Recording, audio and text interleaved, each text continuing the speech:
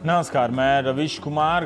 कुलभूषण जाधव को पाकिस्तान में फांसी की सजा सुनाई गई है। पाकिस्तान कुलभूषण पर रॉ का जासूस होने का आरोप लगाता रहा है। पाकिस्तान का कहना है कि उसके पास बलूचिस्तान में भारत की दखलंदाजी और जासूसी के सबूत हैं। पाकिस्तान की सेना की इंटर सर्विसेज पब्लिक रिलेशंस ने कहा है कि सेना की अदालत ने जाधव को पाकिस्तान के खिलाफ युद्ध छेड़ने और बलूचिस्तान में हिंसा भड़काने के आरोप में दोषी पाया है।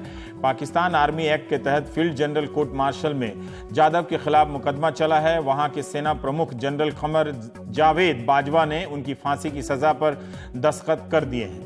भारत ने सभी आरोपों से हमेशा ही इनकार किया है। पाकिस्तान कुलभूषण जाधव को लेकर तरह तरह के आरोप लगाते रहा है। पाकिस्तान ने दावा किया था कि पिछले साल 3 मार्च को बलूचिस्तान में गिरफ्तार किया गया। पता चला कि उससे बहुत पहले ही उसकी गिरफ्तारी हो चुकी थी। जाधव बलूच अलगाववादियों को भड़काकर, या आरोप है पाकिस्तान का, 46 अरब डॉलर के चीन पाकिस्तान इकोनॉमिक कॉरिडोर को नुकसान पहुंचाना चाहता था। भारत ने हमेशा यही पोजीशन लिया है कि उसका जाधव से कोई संपर्क नहीं था, कोई संबंध नहीं था, और नौसेना से वो पहले ही रिटायर हो चुके थे। भारत हमेशा चाहता है कि पाकिस्तान में स्थिरता बनी रही है। उस वक्त भी जवाब था। पाकिस्तान ने आज तक आरोप ही लगाए, लेकिन कभी सबूत नहीं दिया। दिल्ली ऐसे आरोपों को हमेशा खारिज करती रही है। पिछले साल पाकिस्तान ने विदेश मामलों में सलाहकार पाकिस्तान में सरताज अजीज ने वहां की संसद सेनेट में कहा था कि कुलभूषण जाधव के मात्र बयान भरे हैं, उसके खिलाफ कोई ठोस सबूत नहीं है। इसके कुछ दिन बाद अजीज अपने बयान से पलट गए, कहा कि जाधव को कभी भारत के हाथों नहीं सौंपा जाएगा। यही नहीं, पिछले साल जाधव को जब पाकिस्तान ने पकड़ने का दावा किया, तब गिरफ्तारी की जगह को लेकर विवाद हो गया।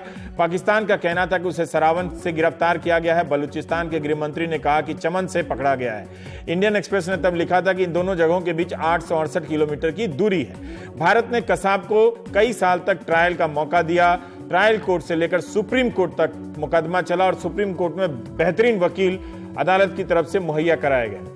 कसाब तो कैमरे में आतंक करता हुआ पकड़ा भी गया था। कुलभूषण जाधव के खिलाफ किसी गुप्त ट्रायल में फैसला सुनाया गया है। कहां हुआ है, क्या दलीलें हुई हैं, मालूम नहीं। भारत ने कुलभूषण जाधव की खबर पर कड़ी प्रतिक्रिया दी है। विदेश मंत्रालय ने अपनी प्रतिक्रिया में कहा है कि अगर जाधव को फांसी हुई तो पूर्व नियोजित हत्या समझी जाएगी।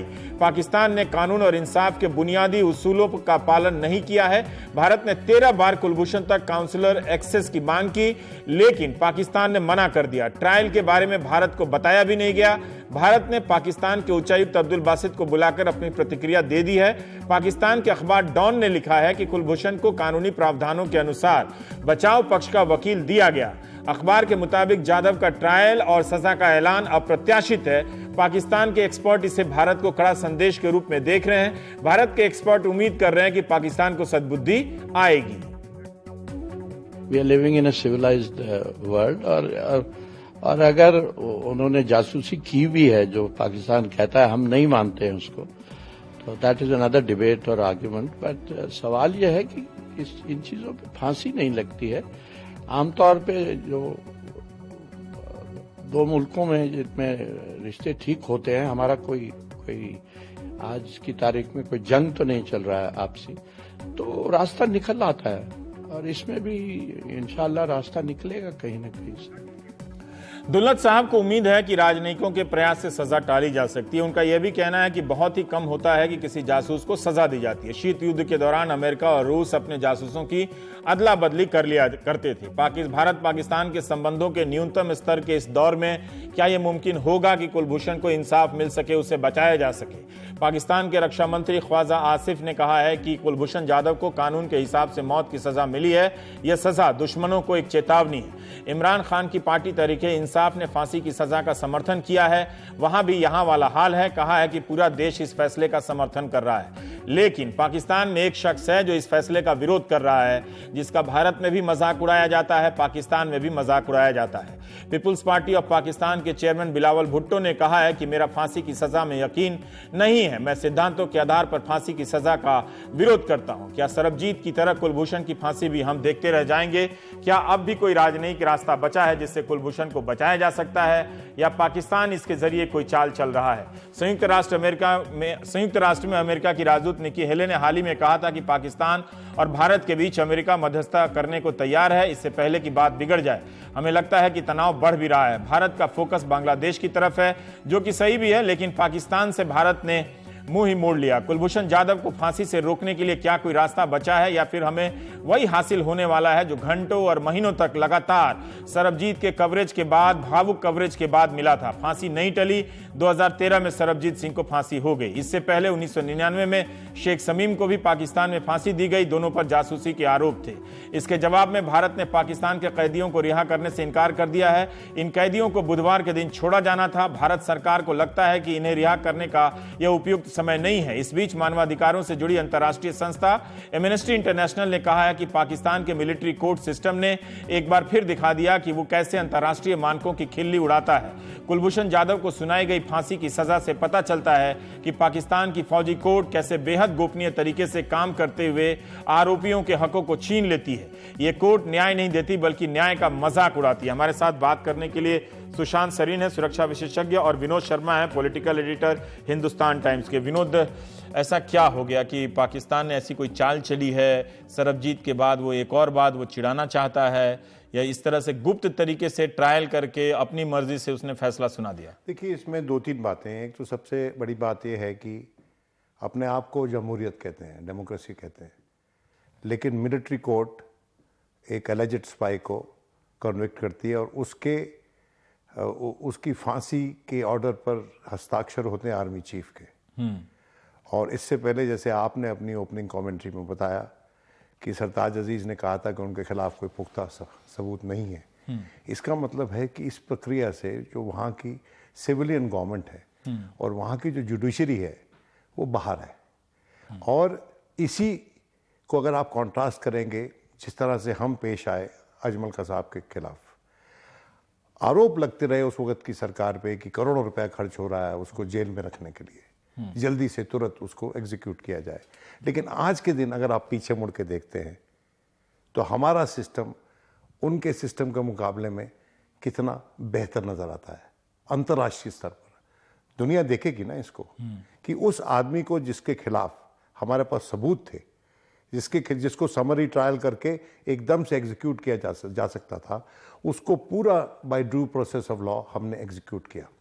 दूसरी बात देखिए, ये जो कोर्ट ऑफ लॉ थी, ये जो फील्ड मार्शल था, जनरल कोर्ट मार्शल, ये बिल्कुल इन कैमरा था। हमारे डिप्लोमेट्स को कोई एक्सेस नहीं दी गई कुलभूषण जाधव को उससे बात करने के लिए। और कुलभूषण जाधव, अगर आपको याद हो, अप्रैल माह में पिछले वर्ष एक डिप्लोमेट ने, जर्मन डिप्लोमेट ने कहा था कि इसको तालिबान ने किडनैप करके पाकिस्तान की आईएसआई को बेचा है। और उसके बाद दोबारा उस पर कोई बातचीत नहीं हुई। तो यह भी नहीं पता है कि उसको कहां से पकड़ा गया था, वो कहां पर थे जब उनको पकड़ा गया था। दो बयान आए थे और दो अलग अलग जुदा जुदा जगह बताई गई थी कि यहां से पकड़ा गया है। सिविलियन गवर्नमेंट ने दो डिफरेंट कॉन्फ्लिक्टिंग बयान दिए थे। तो ये पूरी जो कहानी है ये दर्शाती है कि पाकिस्तान आज के दिन भी जमहूरियत नहीं है। वहां पर मिलिट्री का ही काम चलता है, मिलिट्री का ही ऑर्डर चलता है, जहां तक भारत के साथ संबंधों का सवाल है। ठीक है सुशांत, हम आपसे जानना चाहते हैं कि आज पता चला कि भारत ने 13 बार प्रयास किया कि काउंसलर एक्सेस दिया जाए। सरल हिंदी में यही कि भारत के राजदूत या वहां का कोई अधिकारी भारत का जाकर कुलभूषण जाधव से बात कर सके, उसका पक्ष सुन सके, लेकिन ये नहीं दिया गया। क्या आपको लगता है कि इस मामले में, जैसा विनोद कह रहे हैं, वहां लोकतंत्र तो है नहीं, मिलिट्री कोर्ट ने फैसला दे दिया, कोई राजनयिक रास्ता आपको नजर आता है? क्या आपको लगता है कि अंतर्राष्ट्रीय दबाव बनाने से इस व्यक्ति की जान हम बचा सकते हैं, या फिर इनका भी वही हश्र होने वाला है जो हुआ सरबजीत के मामले में? रवि, सरबजीत के मामले में एक चीज की वजाहत करनी जरूरी है। उसको फांसी नहीं दी गई थी, उसको पीट पीट करके मार दिया गया था जेल के अंदर। तो वो फांसी मेरे ख्याल तब तक नहीं हुई थी। तो एक तो वो वजाहत। दूसरी चीज ये है कि मुझे थोड़ा सा शक लगता है कि कोई कूटनीतिक तरीके से इस मामले का कोई इलाज निकलेगा। देखिए, जब पाकिस्तान ने कुलभूषण जाधव का जो केस है बिना किसी तथ्य के इतना बढ़ा चढ़ा के दुनिया भर के सामने, बिना सबूत के एक्चुअली उनको पेश किया, लेकिन कोई सबूत है नहीं। और जैसे विनोद ने बताया कि किस हालात में उसको पकड़ा गया, कहां से पकड़ा गया, यह भी क्लियर नहीं है। उसके खिलाफ एक इकबालिया बयान है जिसको वो बार बार बताते रहते हैं कि यही हमारे पास सबूत है। अब अगर जनरल कमर बाजवा दिल्ली पुलिस के हत्थे चढ़ जाए 2 दिन के लिए, तो वो भी ये बोलेंगे कि वो RAW के एजेंट हैं। पाकिस्तान में नवाज शरीफ चढ़ जाए अगर दिल्ली पुलिस के, वो भी यही बोलेंगे। तो उसमें उसको आप एक तथ्य बना करके एक केस बनाए तो वो तो बिल्कुल ही अजीब सी बात लगती है। दूसरी चीज कि due process of law, spice को भी कोई एक ड्यू प्रोसेस ऑफ लॉ होता है, कोई आप उनको डिफेंस का मौका देते हैं। लेकिन पाकिस्तान में हमने देखा है कि जो मिलिट्री कोर्ट्स हैं, खैर इनको तो मिलिट्री कोर्ट्स के तहत नहीं ट्राई किया गया, इनको कोर्ट मार्शल हुआ है, लेकिन जो मिलिट्री कोर्ट्स भी हैं पाकिस्तान में, जो कि न्याय प्रणाली की एक लिहाज से खिल्ली उड़ाने वाली बात है, वहां पर भी जिन लोगों को पेश किया जाता है वहां पर कोई सबूत नहीं, कुछ नहीं। वो एक कैंगरू कोर्ट्स है, समरी ट्रायल होता है, बिना सबूत के, बिना किसी दलील के लोगों के खिलाफ चार्जेस होते हैं, कन्फेशन के बेसिस पे उनको फांसी दे दी जाती है। तो ये तो न्याय प्रणाली है पाकिस्तान की। अब इस न्याय प्रणाली में यह एक्सपेक्ट करना कि एक ऐसे व्यक्ति को जिसको आपने एक लिहाज से एनिमी नंबर 1 डिक्लेयर कर दिया था और एक बहुत बड़ी अपनी उपलब्धि बताई थी, तो उसको आप कैसे छोड़ेंगे?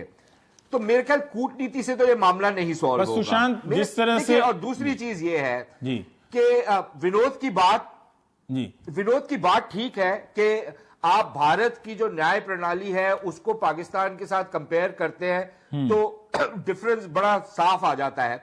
लेकिन जब आप और ये अक्सर ये एक फिलॉसफी का सवाल है कि अगर बारबेरियंस आपको इन्वेड कर रहे हो तो क्या आप कानून पास करके पार्लियामेंट में उस इन्वेजन को इलीगल डिक्लेयर करके उससे आप निजात पालेंगे? नहीं। तो मेरे ख्याल आपको पाकिस्तान को जिस भाषा में वो बात करता है शायद उसी भाषा में बात करने की इस मामले में किस भाषा में बात करनी चाहिए सुशांत, आपके ही हिसाब से? जब कुलभूषण जाधव को फांसी की सजा वहां दे दी गई है तो किस भाषा में बात करनी चाहिए पाकिस्तान को? क्या सर्जिकल स्ट्राइक की भाषा में बात करनी चाहिए या अंतर्राष्ट्रीय कूटनीति की भाषा में बात करनी चाहिए? नहीं, देखिए, अब फॉर एग्जांपल जैसे जिस डॉन अखबार का आप हवाला दे रहे हैं उसमें एक वो है जो अपने आप को पीस एक्टिविस्ट भी बोलते हैं, तलत मसूद, जर्नैल है पुराने। अब उस तरीके का आदमी कभी अगर दिल्ली आए और उसके खिलाफ कोई चार्ज लगा के आप उसको अरेस्ट कर लेते हैं, आप भी यही काम कर सकते हैं पाकिस्तान के साथ। तो अल्टीमेटली जब रूस और अमेरिका के बीच में ये खेल चलता था तो फिर यही काम होता था और फिर उसमें आप एक्सचेंज किया करते थे। तो आपको भी एक कोई हाई वैल्यू बंदा उठाना पड़ेगा। आपको देखिए, आप इनके साथ सभ्य भाषा में, एक कूटनीति की भाषा में वो सारी औपचारिकताएं रखते हुए, वो सारी सभ्यता रखते हुए बात करेंगे तो आपके कुछ पल्ले नहीं पड़ेगा। आफ्टर ऑल दुनिया में कहां पर यह होता है कि आप राजदूतों को उठा के उनकी पिटाई कर देते हैं, उनकी बीवियों और उनके बच्चों को तंग करते हैं, हरास करते हैं। और मुझसे बेहतर विनोद ये जानते हैं क्योंकि ये तो वहां पर 2-3 साल रह भी चुके हैं और किस हालात में राजदूतों का ट्रीटमेंट होता है। तो देखिए आप कहा इनसे मैं सुशांत की बात की वो हताशा समझ सकता हूं कि क्या किया जाए, बात भी फेल हो जाती है, किसी बात का असर नहीं होता है। अगर उनकी बातों को अगर शब्दशः ना लें तो एक हताशा तो है ना कि आप अंत तक पहुंच गए हो, सड़क के उस अंत तक। अब समझ में नहीं आ रहा जाए कहां। एक आदमी को फांसी की सजा का ऐलान है, अगर हम किसी 4 को उठा के मार भी दें तो भी क्या उसकी फांसी टल जाएगी? क्या करना चाहिए? अगर सुशांत की बात मान ली जाए तो हमारे को अपनी कॉन्स्टिट्यूशन में एक मेजर तब्दीली लानी पड़ेगी। देखिए, हमारे देश में प्रधानमंत्री के कातिलों को भी ड्यू प्रोसेस ऑफ लॉ मिला। पाकिस्तान में जब ZA भुट्टो को टांग दिया गया तो उसके बाद बेनज़ीर भुट्टो कहती थी this was judicial murder. Benazir Bhutto उसको जुडिशल मर्डर बोलती थी। वो खुद कत्ल हो गई, आज तक उसके कातिल पकड़े नहीं गए। हमको तो पाकिस्तान नहीं बनना है, हमको पाकिस्तान से जूझना है। पाकिस्तान जो हमारे आतंकवाद भेजता है हमें उससे लड़ना है, उसके तरीके हमको अपने हिसाब से चुनने होंगे। हमको पाकिस्तान के तरीके नहीं चुनने हैं। इससे ये जाहिर नहीं होगा कि हिंदुस्तान जो है वो कमज़ोर मुल्क है।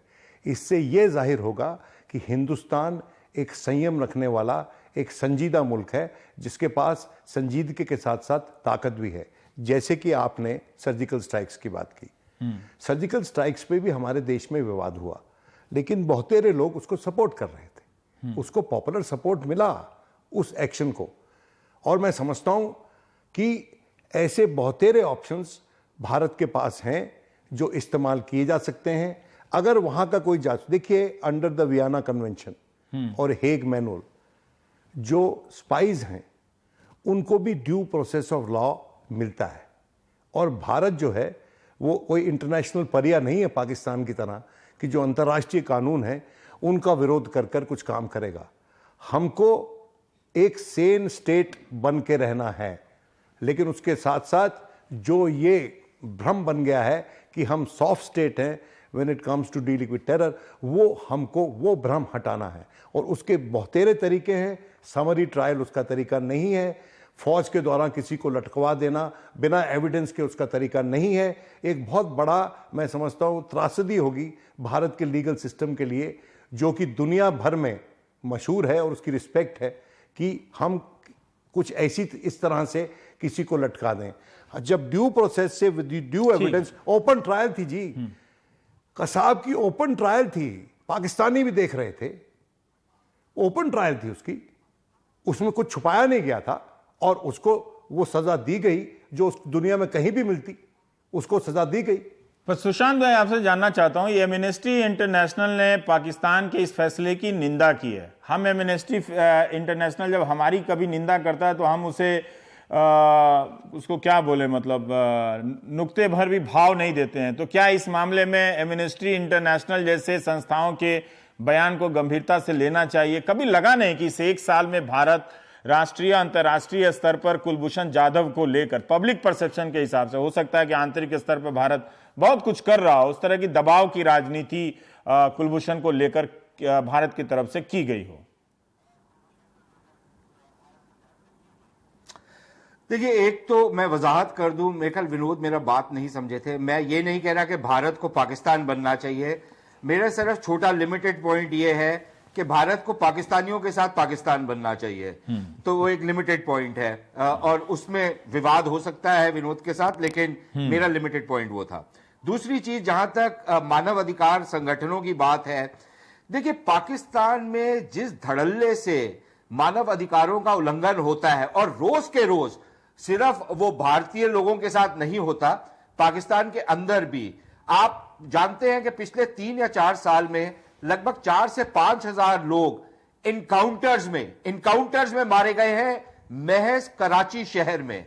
अब पंजाब और बाकी सारे पाकिस्तान के अंदर जो इनकाउंटर होते हैं, उसकी एक ही स्टोरी होती है कि एक आदमी को हम लेके जा रहे थे, उसने भागने की कोशिश की, उसके कुछ साथी आए, वहां पर गोलियों का तबादला हुआ, तमाम लोग मारे गए। ये कहां की बात बता रहे हैं, भारत की या पाकिस्तान की? वहां पर से अंदर फायरिंग हुई, जब फायरिंग खत्म हुई सब लोग मारे गए। ये वाली कहानी तो भारत में भी है। बात ये है, हाँ, ये वाली कहानी तो भारत में भी है। नहीं, ये देखिए, आपकी जब एक कहानी, देखिए, एक तो मेरे ख्याल भारत की पाकिस्तान से तुलना ना करे तो बेहतर है, लेकिन जब एक सोहराबुद्दीन का केस है, आपने कहां तक लेके गए? चलिए उसको राजनीतिक कारणों से आप लेके गए, लेकिन कहां तक लेके गए आप? कितने सीनियर अधिकारियों को आपने जेल में डाला, उनके ऊपर तमाम आपने, और मैं मानता हूं कि वो एक बड़ा पॉलिटिकल केस था।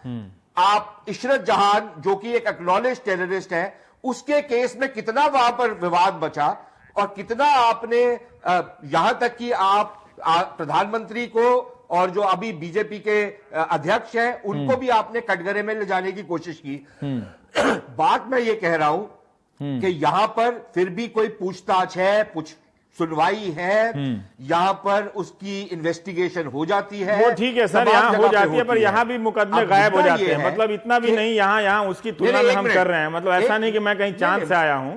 भारत की न्यायिक प्रणाली में भी बहुत सारी खामियां हैं, वो ठीक है तुलना तरह से। रवीश जी, वहाँ रवीश यहाँ जी, भी है, यहाँ भी गायब हो जाते हैं 15-15 रवीश साल जी, बिना किसी गुनाह मुझे के लोग एक जेलों में इंस्टेंस- बंद होके आते हैं। पर मेरा ये कहना है कि अंतर्राष्ट्रीय दबाव से या कैसे भी दबाव से नहीं, देखिए, हम एक देखिए, नागरिक आप- को कैसे आप- बचा आप- सकते आप- हैं, नहीं, या उसकी देखिए, चिंता नहीं, छोड़ दें हम। नहीं, रवीश जी, रवीश, आप कॉन्फ्लेट कर रहे हैं इश्यूज को। जिन लोगों की आप बात कर रहे हैं जो 10 साल जेल में रहे वगैरह वगैरह, अक्सर और बेशतर यह माना जाता है कि वो केस गिर जाता है क्योंकि पर्याप्त सबूत नहीं आते। लेकिन वो केस गिरता है, उस व्यक्ति को पकड़ करके मार नहीं दिया जाता एक समरी जस्टिस में, एक एनकाउंटर में। वो पूरी ड्यू प्रोसेस ऑफ लॉ होता है, उसी के तहत मैं यही तो वो जानना छूटता चाहता भी है। हूं कि ठीक है, आपके अब आप नजरिए उसको से बोल दीजिए कूटनीति कि में, जनाब- नहीं, एक सेकंड, मैं मिनट। यही जानना चाहता हूं कि आपके नजरिए से कूटनीति में अब ऐसी क्या चीज बची है या नहीं है कि हम उस पर दुनिया की तरफ से या अपने तरफ से दबाव डालकर उस व्यक्ति को बचा सकते हैं, या हमें यह चिंता छोड़ देनी चाहिए? नहीं, देखिए, छोड़नी तो नहीं चाहिए। मैं कल कोशिश तो भारत सरकार को पूरी करनी चाहिए, क्योंकि वो भारत का एक नागरिक है। और खासतौर पे इस सरकार की हमने एक चीज देखी है, और कई बारी गलत चीजों में भी ये लोग करते हैं, लेकिन अगर वो भारतीय नागरिक है तो उसका पूरे हद तक समर्थन किया जाता है। तो मेरे ख्याल बात तो नहीं छोड़ी जाएगी। और अगर पाकिस्तान ये समझता है कि इस तरीके की एक घटिया सी हरकत करके वो कोई बहुत बड़ा मार्का मार लेगा, तो शायद they will have a second thought coming their way. ठीक है कि लेकिन मानव अधिकारों की जो तंजीमें हैं, उन जहां तक मानव अधिकारों की Right. तंजीमें हैं, हाँ। मेरे ख्याल ये वो अपनी तरीके से रिपोर्टें अपनी पेश करते हैं, लेकिन पाकिस्तान में तो हमने यही देखा है कि उसको जूते की नोक पे रखा जाता है। चाहे वो बलूचिस्तान हो, जहां पर सैकड़ों की तादाद में वो तो लोगों है, को मारा पर हम गया, भी सर पे चाहे नहीं वो रखते उन सिंध या रिपोर्ट कराची को, हो, और या वो खैबर जी। पख्तूनख्वा और फाटा हो। इसी एमनेस्टी ने कहा कि चौथा पांचवा देश है दुनिया का सबसे ज्यादा फांसी होती है। वहां भी देख रहे थे कि सारी पार्टियां, सारे एक्सपर्ट उसी तरह से कि हम देश के साथ हैं, उधर भी चल रहा है। लेकिन एक आदमी बिलावल भुट्टो खड़ा होकर बोल रहा है कि मैं फांसी का, सिद्धांत तौर पे फांसी की सजा का खिलाफ हूं। मतलब वो सिर्फ कुलभूषण जाधव के लिए नहीं बोल रहा है, लेकिन वो बोल रहा है, अपने स्टैंड पर खड़ा है। उतने बड़े देश में एक आदमी खड़ा है। मैं ये जानना चाहता हूं कि क्या उस तरह से ये जो राजनीतिक आवाजें, अंतरात्मा की आवाजें, इसका कुछ फायदा होगा? एस्पियोनेज जो है, हाँ वो स्टेट क्राफ्ट का एक अभिन्न अंग है। हाँ और जो मिशंस हैं पाकिस्तान के, इंडिया के और मुल्कों में, और मुल्कों के मिशंस हैं, वहां पता होता है कि कौन लोग वहां पर एस्पियोनेज के लिए हैं, इंटेलिजेंस गैदरिंग के लिए हैं। हमारे यहां भी और वहां भी, और हर मुल्क में। तो एस्पियोनेज को नई चीज तो नहीं है जो भारत ने इजाद की है और जो पहली बार पाकिस्तान में पकड़ी गई है। आप मेरी बात समझ रहे हैं ना? तो वो क्यों कर रहा है? क्या बांग्लादेश से प्रधानमंत्री संबंधों को बेहतर कर रहे हैं, या उसमें ऊर्जा डाल रहे हैं, इस वजह मेरा से कर जो रहा है? मानना है कि ये सिग्नल बलूचिस्तान में जो नेशनलिस्ट मूवमेंट चल रही है, उनके कर्ता धर्ताओं को है। आप समझिए इस बात को। जब से भारत ने बलूचिस्तान का पत्ता मेज पर रख दिया, 15 अगस्त को के तब भाषण से में। देखिए, आपने इसी बलूचिस्तान में नवाब अकबर बुख्ती को पाकिस्तान की फौजों द्वारा निरंकुश तरीके से मरते हुए देखा। बहुत से जवान लोग, जिस तरह से जो हमारे यहाँ माओइस्ट लेफ्टिस्ट स्ट्रगल है, उसमें बहुत से प्रोग्रेसिव लोग जुड़ते हैं, उनका समर्थन करते हैं, कहते हैं कि उनकी जो डिमांड्स हैं, उनकी जो एस्पिरेशंस हैं, उनके ऊपर जो कहर ढाए गए हैं, उनका उनको एड्रेस करना चाहिए। उसी तरह से बलूचिस्तान मूवमेंट के साथ भी बहुत से लेफ्टिस्ट शुरू में जवान लड़के लाहौर से, पंजाब से जाके उनके साथ जुड़े, बलूचिस्तान मूवमेंट के साथ। तो उसका भी एक बैकग्राउंड है। देखिए, जब से हमने पत्ते मेज पे रखे हैं, वहाँ पर बलूचिस्तान के अंदर जो स्टेट रिप्रेशन है वो दुगना चौगना हो गया है। ये नहीं कि पहले कम था। जितने मिसिंग पर्सन्स केसेस हैं जो कि वहाँ की सुप्रीम कोर्ट ने भी टेकअप किए, जो लोग गायब कर दिए जाते हैं और फिर कभी मिलते नहीं हैं, वो वहाँ की फौज और इंटेलिजेंस ऑर्गेनाइजेशन के द्वारा किए जाते हैं। ये मेरा कथन नहीं है, ये जो कोर्ट के सामने केस बना के पेश किया गया, उसमें ये बात वाज़ेह होती है। तो ये एक सिग्नल है बलूचिस्तान के जो नेशनलिस्ट एलिमेंट्स हैं। मैं आपसे भी जानना चाहता हूँ क्या किया जाए। देखिए, सरबजीत के मामले में हम लोग घंटों, हफ्तों, महीनों, सालों तक इस उम्मीद के चिराग को जलाए रहे। वहाँ से भी लोग यहाँ आते थे, उन्होंने सरबजीत पर किताब लिखी, पाकिस्तान से एक वकील आते थे, जैसा अभी सुशांत भी कह रहे थे कि इस तरह से लोग आते जाते हैं।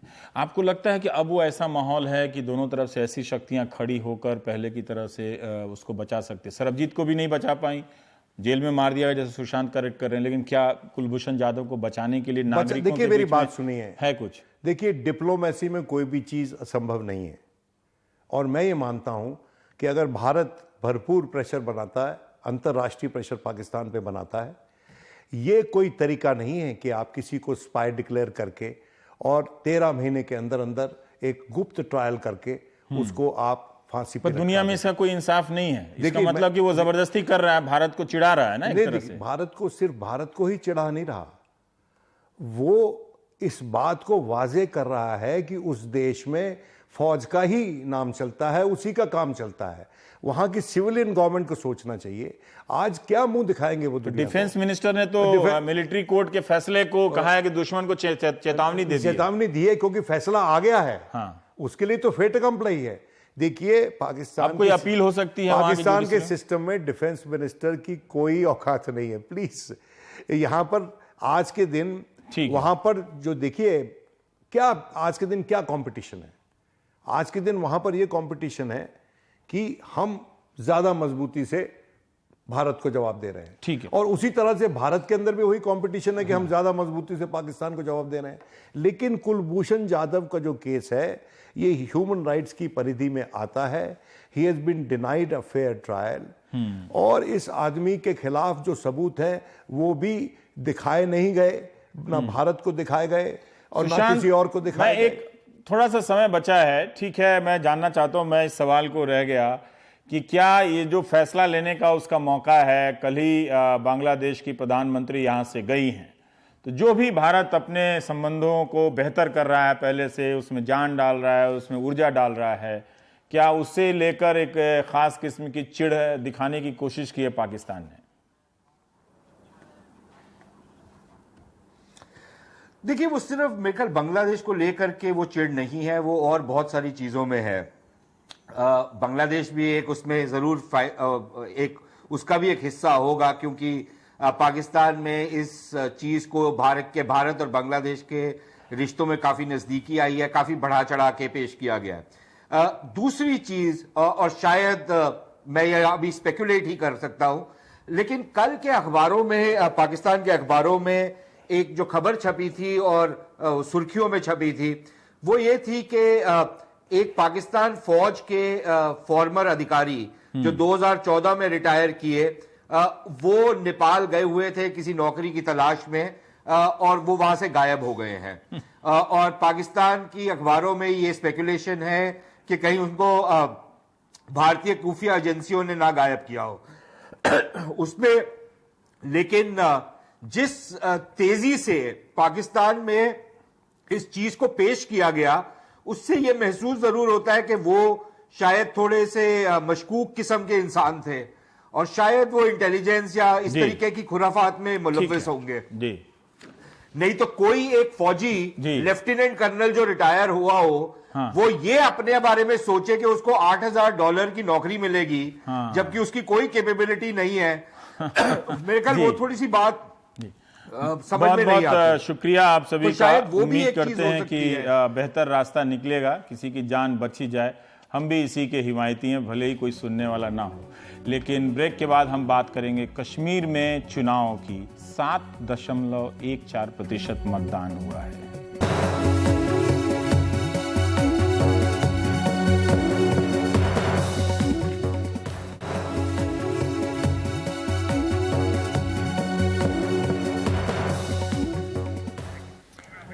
रविवार को हुए श्रीनगर लोकसभा उपचुनाव ने एक बार फिर कश्मीर घाटी के ताजा हालात को देश के सामने खड़ा कर दिया है।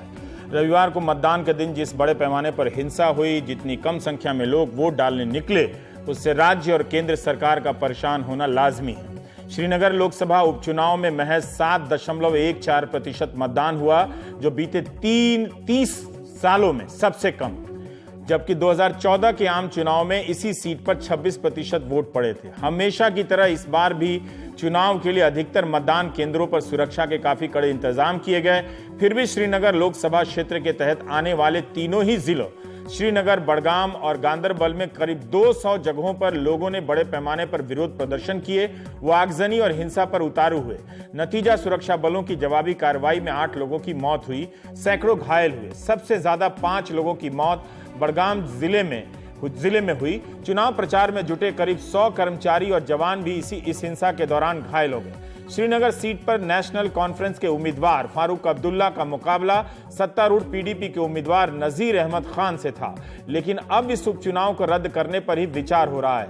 जानकारी के मुताबिक काफी कम मतदान होने की वजह से चुनाव आयोग श्रीनगर उपचुनाव को रद्द करने की सोच रहा है। इस बीच केंद्रीय गृह मंत्रालय ने कहा है कि चुनाव आयोग उसकी सलाह को अनसुना कर कश्मीर घाटी में उपचुनाव करवा रहा है। हमारी सहयोगी नीता शर्मा की खबर के मुताबिक गृह मंत्रालय ने कहा है कि घाटी में माहौल अभी चुनाव कराने लायक नहीं है।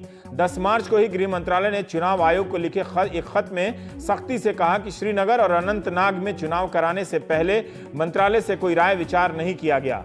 इसके बावजूद चुनाव आयोग ने 17 मार्च को संयुक्त सचिव के साथ हुई एक बैठक में उपचुनाव के लिए सुरक्षा के 30,000 जवानों की मांग की, जो उपलब्ध करा दिए गए।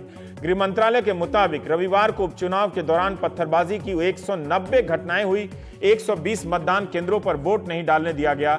224 ईवीएम को लूटा गया। 2 स्कूल जला दिए गए। 8 लोग मारे गए और करीब 150 लोग घायल हुए हैं। इस बीच सोमवार सुबह प्रदर्शनकारियों ने शोपियां में एक स्कूल में आग लगा दी। इस स्कूल में 12 अप्रैल को होने वाले अनंतनाग लोकसभा उपचुनाव के लिए मतदान केंद्र बनाया गया था। श्रीनगर उपचुनाव में हुई हिंसा और ताजा माहौल को देखते हुए चुनाव आयोग अब अनंतनाग लोकसभा उपचुनाव को स्थगित करने पर विचार कर सकता है। राज्य में सत्तारूढ़ पीडीपी पहले ही चुनाव आयोग से कह चुकी है कि वो 12 अप्रैल को होने वाले अनंतनाग लोकसभा उपचुनाव को स्थगित कर दे।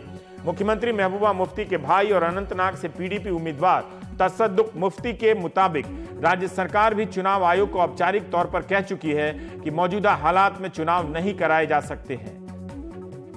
हालात को मद्देनजर रखते हुए मैं इलेक्शन कमीशन से अपील करता हूं कि वो इस इलेक्शन को पोस्टपोन करें, मुलतवी करें।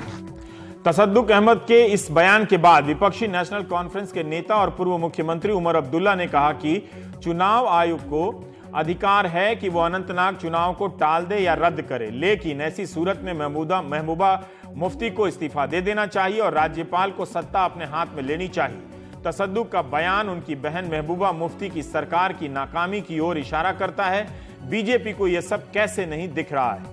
जम्मू कश्मीर में हो रहे ये उपचुनाव बीते साल की गर्मियों में हुई व्यापक हिंसा के साए में हो रहे हैं। उस दौरान पत्थरबाजी की सैकड़ों घटनाएं हुई, जिनमें सुरक्षा बलों की जवाबी कार्रवाई में करीब 80 लोग मारे गए। कई महीनों तक स्कूल कॉलेज बंद रहे।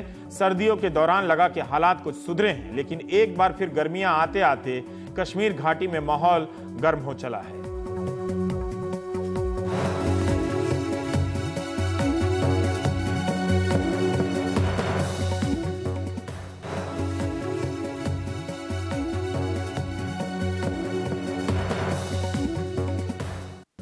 पंद्रह अप्रैल 1917 को महात्मा गांधी चंपारण पहुंचे थे। चंपारण सत्याग्रह की 100वीं वर्षगांठ का ये महीना और साल भी है। पटना से लेकर दिल्ली तक इस सत्याग्रह पर बात और विचार करने के लिए तमाम कार्यक्रम शुरू हो गए हैं, जो अगले 1 साल तक चलते रहेंगे। पटना में हुए एक कार्यक्रम में महात्मा गांधी के पौत्र और जाने माने राजनयिक विचारक गोपाल कृष्ण गांधी ने मौजूदा माहौल को लेकर अपने दिल की बात रखी। नील की खेती करने वाले किसानों पर जुल्म के जवाब में हुए चंपारण आंदोलन का जिक्र करते हुए उन्होंने कहा कि जब भी देश में अंधेरा हुआ है, रोशनी बिहार से निकली है। चाहे 1917 हो या 1977 हो, उनका मानना है कि आज भी देश में कहीं अंधेरा छाता दिख रहा है, डर का माहौल बना हुआ है और ऐसे में एक बार फिर बिहार देश को रोशनी दिखा सकता है। एक व्यक्ति जिसने गांधी का नाम लिए बिना गांधी का काम शुरू किया और गांधी को गांधी का काम करवाने पर मजबूर किया, उसका नाम लेकर हम आज कहें की जय। राजकुमार शुक्ल की जय।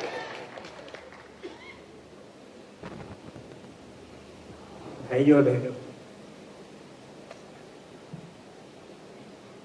नीतीश बाबू और न्यायमूर्ति धर्माधिकारी के विचारों को सुनने के बाद विशेष कुछ मुझे कहने को नहीं रहा, पर मैं एक ही बात 2-3 किस्म की परिभाषा में आपके सामने रखना चाहूंगा, और वो यह है कि बिहार की विशेषता रही है सिद्धार्थ सम्राट अशोक के समय से कि अंधकार में बिहार प्रकाश दिखाता है। यह ऐतिहासिक सत्य है, यह ऐतिहासिक तथ्य है। 1917 में देश में अंधकार था, देश गुलाम था, पर बिहार के आह्वान से जो प्रकाश तब शुरू हुआ, जिस तरह उस चिंगारी से देश भर में और चिंगारियां लपकी और एक महान क्रांति को ले आई, वो बिहार की देन है। अंधकार में प्रकाश। आज हम देख रहे हैं कि चंपारण के 100 साल बाद, स्वतंत्रता के 70 साल बाद देश में प्रकाश है, हम आजाद हैं, लेकिन आज प्रकाश में अंधकार है। अंधकार में अगर बिहार प्रकाश दिखाता है, तो आज जो प्रकाश में अंधकार है, उस अंधकार से भी बिहार ही प्रकाश दिखाए। और ये मैं सिर्फ कहने के लिए नहीं कह रहा हूं, मैं इसलिए कह रहा हूं क्योंकि ये बार बार बिहार ने किया है। 17 में, फिर बाद में 77 में। हम आज भूल जाते हैं इस देश को जिस तरह जयप्रकाश ने पुनर्जीवित, उस तरह शायद किसी ने ही किया। आप में से कई तब जन्मे ही नहीं थे। मैं देख रहा हूं आज बहुत खुशी से कि आज की सभा में बहुत युवा, कई उस समय पैदा नहीं हुए। उनके लिए जयप्रकाश गांधी क्या, जयप्रकाश भी एक नाम ही है। तो बांग्ला में कहते हैं तुम्हें की केवली छवि, तुम क्या सिर्फ छवि हो? जयप्रकाश कभी छवि नहीं हो सकती। जयप्रकाश जीवंत है और आज उनकी आवश्यकता है, और उस आवश्यकता को साकार करते हुए आज मैंने नीतीश बाबू के भाषण में जो देखा और जो 1917 में जुल्म और जबरदस्ती की बात थी, जुल्म और जबरदस्ती, और जमीन पर जुल्म और जबरदस्ती। 74-75 में जमीन पर नहीं, जमीन पर भी, पर और कई तरह से जमीन पर भी, सारी राजनीति में, समाज में जुल्म और जबरदस्ती। उसके खिलाफ जयप्रकाश ने जो मुहिम, उसकी आज फिर जरूरत है या नहीं, ये आप पूछें। जुल्म और जबरदस्ती आज है या नहीं, भय आज है या नहीं। उदाहरण आपको नहीं चाहिए, आप जानते हैं।